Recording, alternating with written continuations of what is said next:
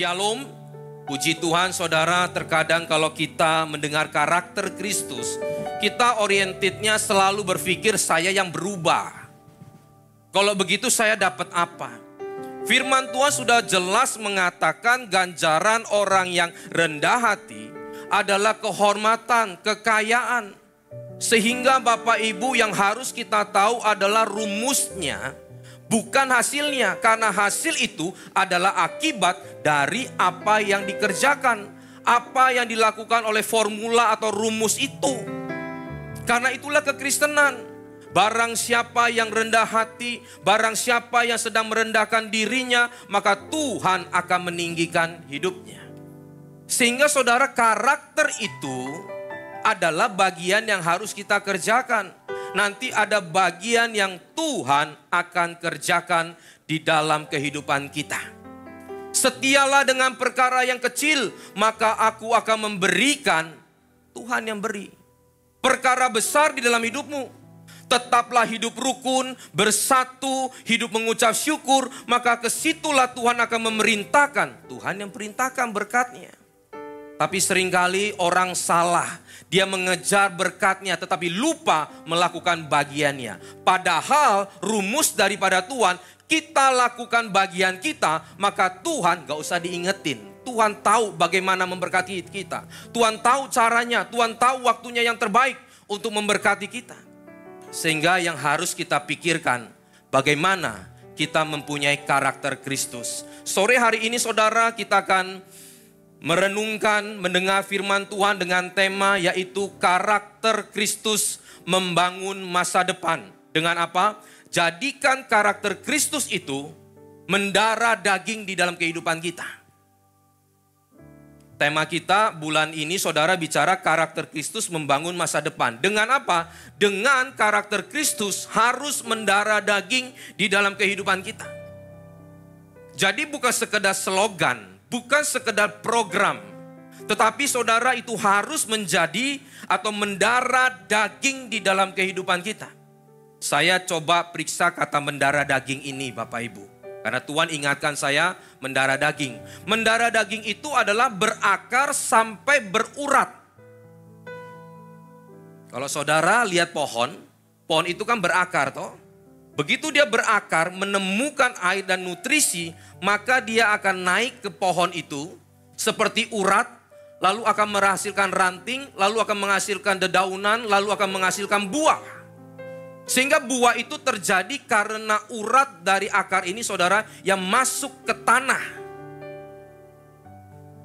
Sehingga karakter Kristus itu Bapak Ibu bukan hanya sekedar slogan yang harus terus diingatkan, dilatih di dalam kehidupan kita sampai akhirnya menjadi satu refleks. Ya, kalau refleks itu Bapak Ibu, kalau kejadian sesuatu yang keluar refleksnya itu. Ya, seperti kalau orang lata ya, kalau saudara kagetin, ya ada orang dikagetin kalimatnya sumpah serapah. Begitu dikagetin kata-kata kotor. Begitu dikagetin, wah ada yang bagus, puji Tuhan, haleluya. Nah kenapa saudara? Karena yang dia alami itu setiap hari, yang dia rasakan setiap hari itu sudah mendarah daging tanpa dia sadari. Kalau saudara ketemu anak beberapa kemarin, ya beberapa waktu yang lalu, ya saya lihat termasuk anak saya kan jadi aser. Ya. Kalau ketemu orang di jalan di mall mana, wah manduk-manduk begini. Itu kan kebiasaan di depan toh. Jadi tanpa dia sadar refleksnya begitu. Begitu ketemu jemaat, ketemu orang yang lebih tua, begini. Wah itu jiwa aser tuh katanya. Mereka bercanda ya. Mereka jiwa aser tuh terbawa-bawa sampai keluar. Udah di luar gereja masih begini-begini. Ya lumayan lah begini-begini saudara daripada begini-begini sama orang. Nah satu ketika saya turun dari lift apartemen. Saya tinggal di apartemen Bapak Ibu. Saya turun hari Minggu lalu kalau nggak salah, 1-2 minggu lalu. Saya turun, saya pegang jas di tangan saya, barengan dengan suami istri senior ya, sudah ada umur. Ya, sama-sama hari Minggu dia pakai baju batik. Kita sudah tahu lirik-lirikan nih orang gereja, dia lirik orang gereja juga. Udah selesai, dia baru tanya, Bapak gereja ya? Iya Pak. Di mana gerejanya? Di CW. Oh Bapak di mana? Dia sebutkan saudara. nama gerejanya dan nama tempatnya. Oke. Udah gitu turun sampai dibuka lift, saya bukain. Tes, dia keluar toh. Terus di depan itu kan ada koridor lift. Ada pintu kaca lagi. Saya tap tangan begini, buka. Saya bukain. Dia nengok saya. Bapak asar ya di gereja? Iya Pak. Oh ya sudah, dia jalan saudara. Itu saudara contoh refleks yang saya mau katakan. Tanpa kita sadari, itu sudah mendarah daging. Nah kalau saudara, karakter Kristus itu kita terus praktekkan. Ada orang buat kita nggak sabar, kita sabarnya sedikit. Kita mungkin ada dongkol di dalam hati, kita mulai sabar lagi, mulai sabar lagi, mulai sabar lagi. Sampai satu ketika kita breakthrough, bukan orang itu sudah nggak ada. Orang itu masih ada buat kita sebel, tapi kita sudah sabar. Sudah mendarah daging, sehingga refleks kita, kita akan senyum. Kita akan tetap doakan dia, meskipun dia tetap jahatkan kita. Itulah artinya karakter Kristus sudah mendarah daging di dalam kehidupan kita. Sudah berakar, sudah menjadi urat di dalam hati dan hidup kita. Tanpa kita sadari. Ada seorang ibu di luar kota, jemaat pekerja BES juga. Ya. Dia duduk makan, kita makan bareng. Saya duduk posisinya di sebelah kanan dia. Setiap kali saya senyum sama dia, dia gak senyum. Padahal temen, orang ngajak makan bareng-bareng kenapa gak senyum? Saya pikir ibu ini pasti lagi pikir banyak hal, lagi sibuk. Sudahlah. Besok pun sama Bapak Ibu. Saya senyum, dia gak senyum. Posisinya sebelah kanan. Kadang senyum kalau di posisi yang lain. Sampai satu ketika kita duduk lagi di meja makan. Dia mulai cerita, Pak, mata kanan saya ini buta. Saya baru tahu. Makanya saudara, kalau terjadi sesuatu orang gak senyum sama kita tuh jangan underestimate dulu sama orang. Kita jangan langsung menjudge dia, menghakimi dia. Orang ini sombong banget ya. Belum tentu.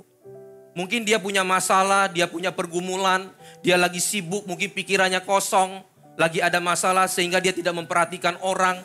Kita jangan underestimate dulu sama orang. Terbukti dengan ibu ini. Oh saya baru tahu, rupanya dia nggak lihat saudara waktu saya duduk di sebelah kanan. Dan dia cerita menariknya begini. Dia bilang, Pak, saya buta ini baru beberapa tahun saya sadarnya. Dan saya butanya kapan saya nggak tahu. Sampai satu ketika saya mengikuti seminar kesehatan. Dan kami semua peserta diminta oleh pembawa seminar, dia katakan, tutup mata yang kanan. Masih aman dia tutup yang kanan. Kiri bisa lihat. Begitu dia disuruh tutup yang kiri, dia lihat semua ruangan gelap. Artinya mata kanannya buta. Dia tahu ini buta kapan? Dia nggak tahu. Karena saudara mungkin mulai rabun, mulai hilang. Tapi karena sudah terbiasa, sudah mendarah daging, sehingga itu sudah menjadi refleks dia melihat dengan 3/4 saja cukup. Padahal itu kurang. Nah sehingga di dalam kehidupan kita Bapak Ibu, kalau kelakuan refleks kita tidak baik, kita nggak sadar bahwa itu nggak baik. Kenapa kita terus harus dilatih dengan karakter Kristus? Supaya refleks kita yang keluar, yang muncul itu adalah yang baik. Makanya harus terus dilatih. Makanya jangan bosan-bosan saudara diingatkan tentang mega project itu dilatih. Kasih setia, barusan nambah lagi yang seri keempat toh. Kekudusan, hikmat, kebijaksanaan, kesalehan, kebaikan. Apalagi itu, saya juga lupa. Nah itu harus dihafal, bukan menjadi hafalan atau slogan. Tetapi harus dipraktekkan dan akhirnya saudara itu mendarah daging di dalam hidup kita. Sekarang bagaimana caranya? Kita lihat di dalam Amsal 4 ayat yang ke-23.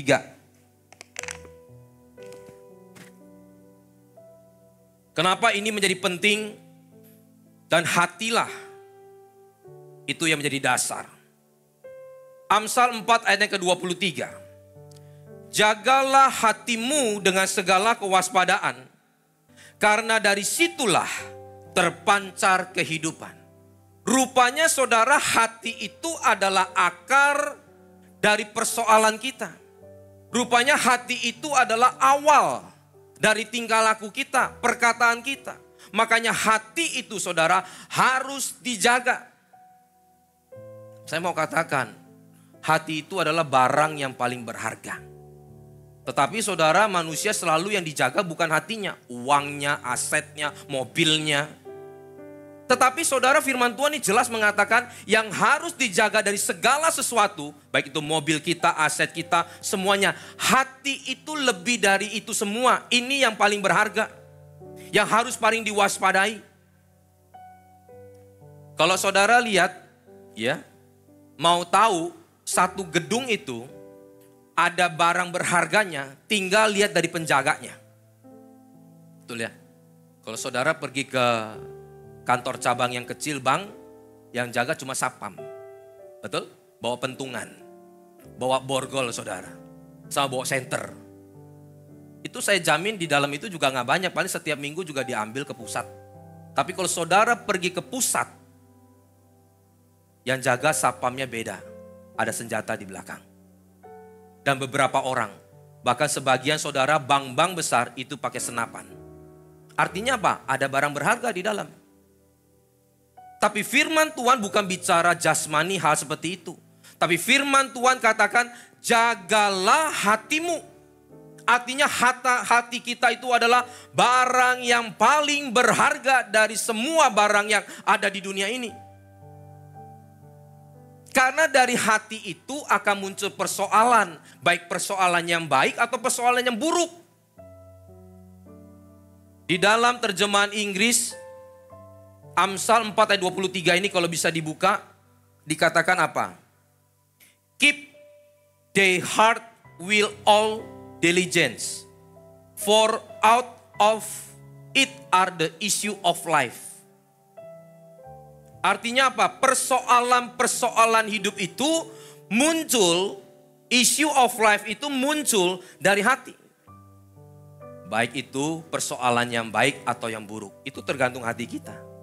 Makanya kalau ada orang yang ngomong, Pak itu mulutnya aja yang jahat, hatinya mah enggak. Sedangkan mulutnya yang baik aja, hatinya belum tentu baik, betul? Apalagi mulutnya jahat, hatinya itu sudah menggambarkan. Nah sehingga bagi orang percaya saudara, hati itu adalah ukuran. Hati itu adalah yang harus paling dijaga daripada harta yang ada di dunia ini. Makanya kalau saudara ikut gereja kita, doa berkatnya apa? Dekapkan tangan di dada, betul? Bukan mengangkat tangan. Orang berpikir bahwa saudara kalau doa berkat itu tangan harus diangkat baru berkat Tuhan itu turun. Saudara tahu di perjanjian lama tangan diangkat itu bukan terima berkat. Tangan diangkat itu berserah kepada Tuhan. Tapi kita notabene diajar dari dulu. Kalau Tuhan memberkati tangan harus diangkat tinggi-tinggi gitu. Kalau kita kurang tinggi kayaknya kurang afdol, kurang berkatnya itu turun. Bagaimana orang kalau nggak punya tangan? Bagaimana kalau orang tangannya lumpuh sebelah? Apakah berkat Tuhan nggak turun? Sehingga berkat itu bukan tergantung dengan tangan kita yang diangkat ke atas, tetapi tergantung hati kita kepada Tuhan. Sehingga bagi Tuhan itu memberkati kita itu nggak susah Bapak Ibu. Dan kalau Tuhan memberkati tidak ada satu orang pun yang bisa menahannya. Tetapi kalau Tuhan belum mau memberkati kita, kita paksa bagaimanapun, berkat itu bukan dari Tuhan, berkat itu dari kekuatan kita. Dan biasanya itu bisa melukai kita atau melukai orang lain. Makanya yang terpenting apa? Jaga hati. Saat kita terima berkat itu jaga hati. Setelah kita terima sesuatu dari Tuhan, itu belum berkat. Itu masih berkat mentah. Atau dikatakan itu ujian. Kalau akhirnya kita terima apa yang kita doakan, yang Tuhan sudah kasih, lalu itu merusak hidup kita, jauh daripada Tuhan menjadi angkuh, menjadi sombong, meremehkan orang, merendahkan orang, itu nggak jadi berkat Bapak Ibu, betul nggak? Kita jadi kaya, kita jadi sombong, rendahin orang, itu berkat bukan dari Tuhan, itu merusak nama Tuhan. Sehingga itu belum menjadi berkat sesungguhnya. Itu masih ujian. Tapi kalau apa yang kita terima dari Tuhan membuat kita menjadi rendah hati, murah hati, menjadi orang yang suka menolong orang lain, itu baru berkat yang sesungguhnya. Makanya jaga hati. Karena dari hati ini akan muncul persoalan-persoalan hidup. Ada orang begitu diberkati, langsung dihambur-hamburkan di hidup malam. Main judi, traktir orang yang hidupnya nggak betul. Kita mau katakan itu apa? Berkat yang sesungguhnya dari Tuhan. Akhirnya dia ribut sama istrinya, ribut sama keluarganya. Lalu kita ngomong itu berkat apa? Kok dari Tuhan seperti itu? Bisa Tuhan kasih, betul. Tapi yang harus dijaga bukan uangnya, yang dijaga adalah hatinya.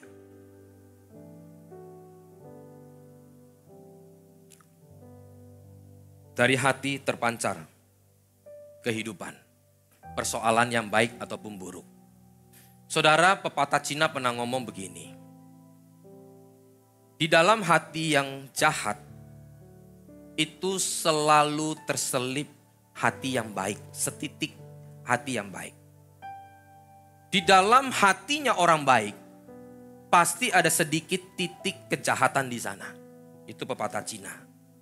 Makanya muncullah saudara yin sama yang. Saudara pernah lihat ya? Nah ini tadi saya minta tim media tolong tampilkan. Supaya kita ada visual gampang. Karena saya pernah ngomong begini, termasuk nanti ada tulisan Chinese, begitu saya ngomong jemaat alisnya mengkerut. Mengkerut ada dua kemungkinan, dia bingung, kedua dia emosi. Tapi lagi dia tahan. Ini pendeta ngomong apa tahu gitu. Sehingga saudara saya coba. Saudara lihat yang hitam itu adalah hati yang penuh dengan kejahatan. Tetapi di tengah-tengah kejahatan itu masih ada sedikit kebaikan.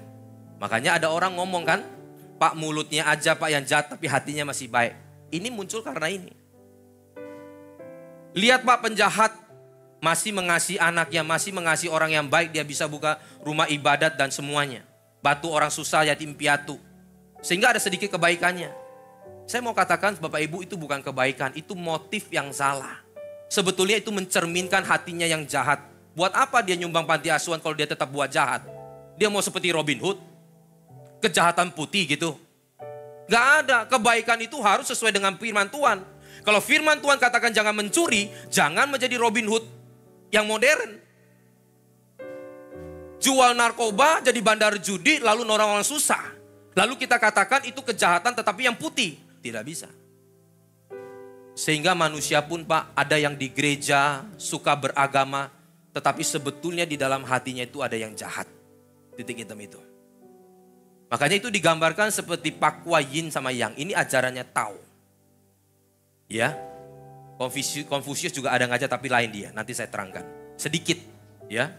Bapak Ibu kenapa digambarkan seperti itu? Sehingga mempengaruhi orang, ya khususnya orang Chinese. Dia katakan tergantung orangnya. Orangnya kalau dia mau ibadah tetapi orangnya kalau jahat, ya tetap jahat aja. Tapi firman Tuhan gak ngomong begitu. Manusia saat jatuh di dalam dosa, sudah kehilangan kemuliaan Allah, pasti jahat.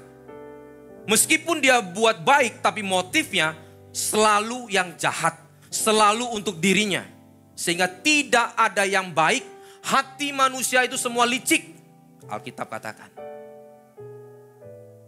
Nah, saudara lihat, itu yang 8, yang lain garis-garis hitam itu seperti labirin. Saudara kok perhatikan baik, itu sebetulnya ada garis putus, ada yang garis full, ada yang putus semua, ada yang putus di atas, putus di tengah, putus di bawah, 2 putus, 1 putus, oh, betul? Itu makanya dikatakan pakwa, 8. Ya, 8 fat. Itu adalah 8 unsur. Ada yang apa? Dari air, dari fo, dari kun itu fo, api, ya. Jadi apa? Kalau unsur api atau roh-roh dari luar sana ditangkap saudara di sini. Sehingga rumah kalau dipasangin begini aman. Sehingga kalau ada unsur apinya kelebihan ditangkap tuh di sini. Unsur airnya kelebihan ditangkap tuh di sini. Dia orang akan keluar, nggak bisa keluar dari sana karena labirin. Itu manusia berupaya untuk melakukan saudara sesuatu yang baik supaya manusia itu merasa aman. ajaran hikmat manusia itu dibuat bagaimana supaya manusia itu hidup bisa tentram, sejahtera. Dikeluarkanlah beginian. Cukup bagus. Tetapi kalau tadi pagi saudara ikuti itu mengenai ajaran Yesuslah yang sempurna. Ya. Lalu sekarang yang modern, yang hitam putih itu, yang tengah yin sama yang itu diganti sama cermin. Saya pernah tanya sama papa saya, sekarang kalau saya lihat Pakua di depan pintu, itu sudah nggak begini, tapi yang pakai cermin, labirinnya sama. Oh, itu lebih pinter katanya. Sehingga waktu roh jahat, setan mau masuk saudara, dia ketemu kaca, dia lihat, ada orang jelek di dalam, nggak berani masuk dia, keluar lagi, ya. Nah itu bercanda, tetapi ya itu yang dibicarakan begitu Bapak Ibu. Nah itulah usaha manusia bagaimana mereka ingin melakukan kebaikan. Ya, termasuk Konfusius, Kongzi. Tadi saya ngobrol sama anak muda, sama si Clyde tentang ini Bapak Ibu. Ya, Konfusius itu lahir 600 tahun sebelum Yesus. Ajarannya juga bagus. Dia mengatakan manusia itu semua ada kebaikan di dalamnya. Kurang lebih mirip toh, ada titik putih. Ya. Sehingga itu tergantung manusianya. Manusia bisa baik atau tidak baik tergantung ren di dalam. Ren itu di dalam bahasa Chinese itu ada dua. Ren artinya sabar, ren kedua artinya kebaikan. Yang diajarkan dua-dua ini sama Konfusius, tetapi yang penekanannya di ren ini. Coba ditampilin.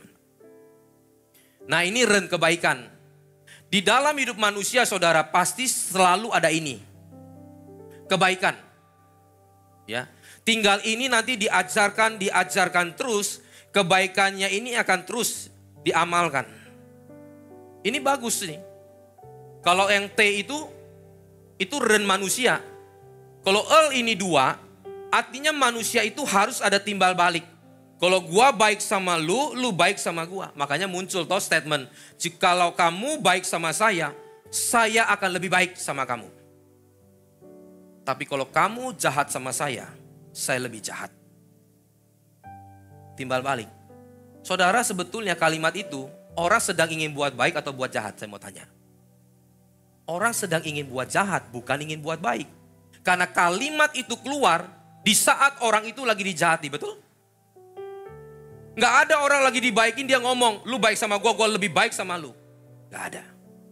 Saat dia dijahati baru muncul kalimat itu. Kalau lu baik sama gue baik sama lu. Tapi kalau lu jahat sama gue jahat sama lu. Lebih jahat daripada lu. Kalimat itu muncul Bapak Ibu saat orang lagi dijahati. Artinya sesungguhnya orang tidak ada niat baik buat sama orang. Dia ingin buat lebih jahat, tetapi dia kamuflase dengan kebaikan. Begitupun orang bantu orang fakir miskin, dia bantu itu namanya panti asuhan, itu hanya kamuflase. Sebetulnya dia tetap ingin menjadi bandar judi, menjadi bandar narkoba, tetap ingin mencuri. Manusia, Tuhan sudah katakan, tidak ada seorang pun yang baik. Semua itu harus kembali kepada Tuhan. Nah, ren yang kedua, yang atas itu tahu. Yang bawah itu sin, hati. Tahu itu pisau, sin itu hati. Kalau orang mau sabar, itu seperti ambil pisau ditaruh di hatinya. Gak tahan, sakit luar biasa. Tetapi dia harus tetap sabar di dalam hatinya. Saya gak pinter Mandarin Bapak Ibu, cuma tahu itu dua aja. Ya. Kalau yang pinter tuh kayak Yogi, Valeri, memang lulusan Taiwan sama Cungko itu. Ya. Saudara lihat tulisan Chinese itu banyak artinya. Luar biasa. Tetapi ajaran Yesus itu sempurna. Ajaran Yesus itu luar biasa Bapak Ibu. Sehingga bagi manusia tidak mungkin bisa berbuat baik kalau dia tidak ketemu Tuhan. Kita lihat di dalam Yeremia 17 ayat yang ke-9. Yeremia 17 ayat yang ke-9. Betapa liciknya hati. Lebih licik daripada segala sesuatu. Ular itu, setan itu sudah licik. Tapi hati manusia lebih licik kalau dia tidak ketemu Tuhan.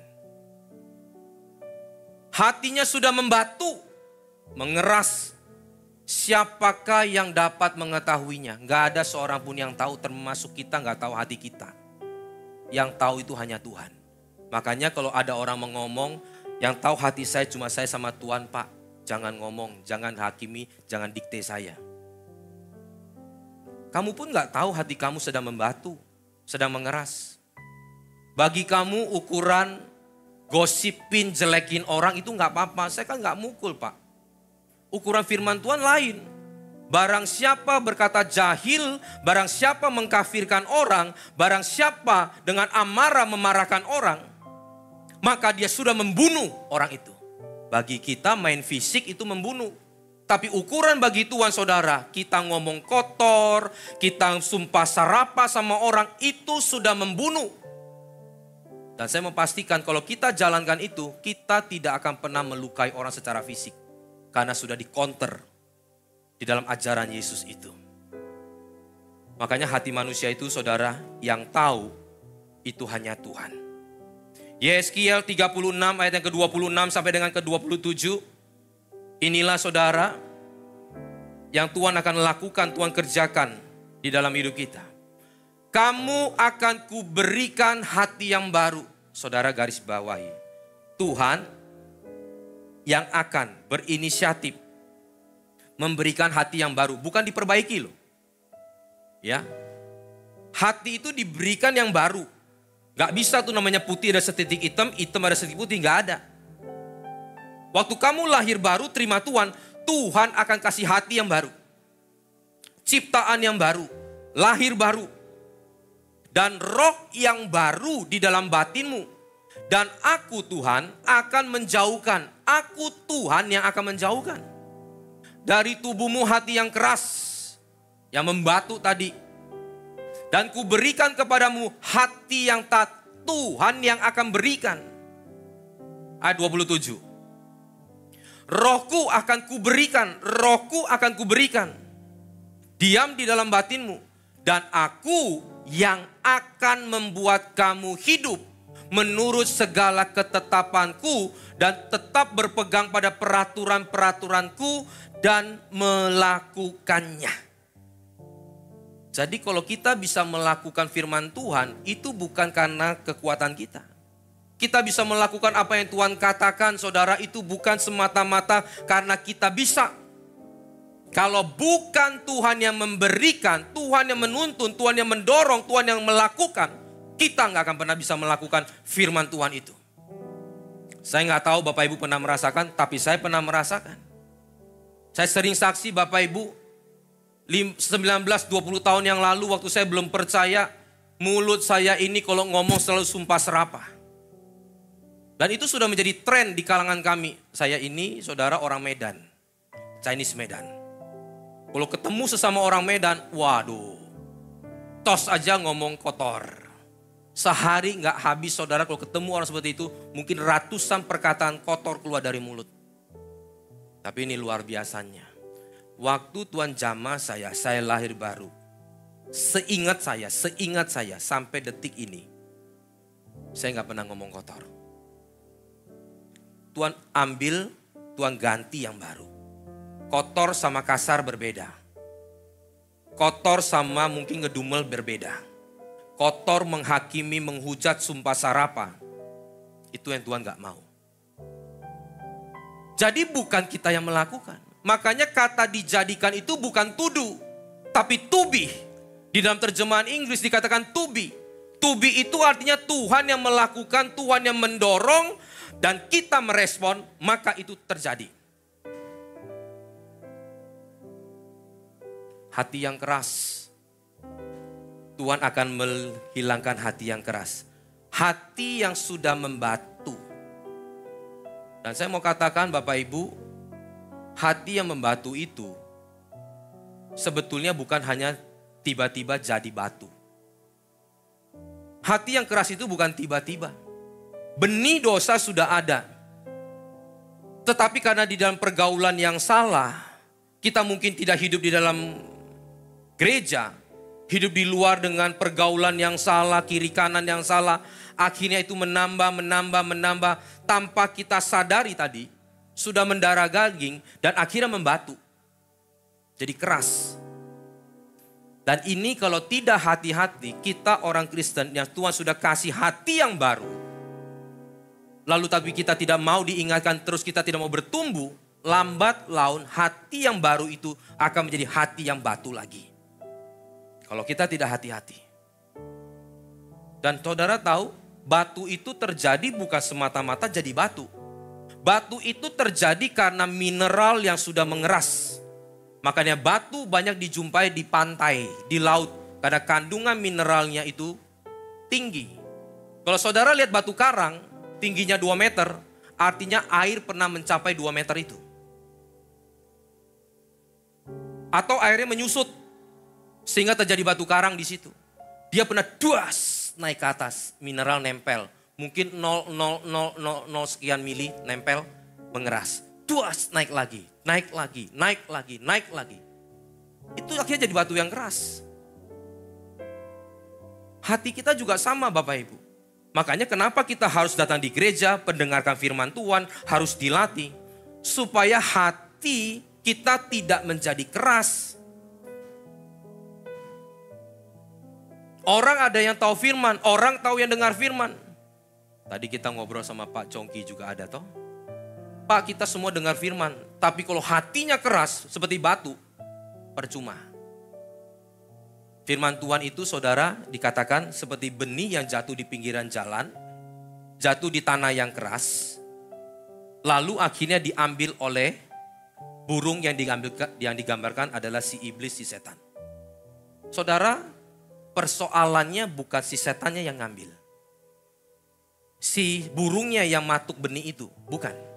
Persoalannya adalah tanah yang berbatu itu. Hati kita yang keras.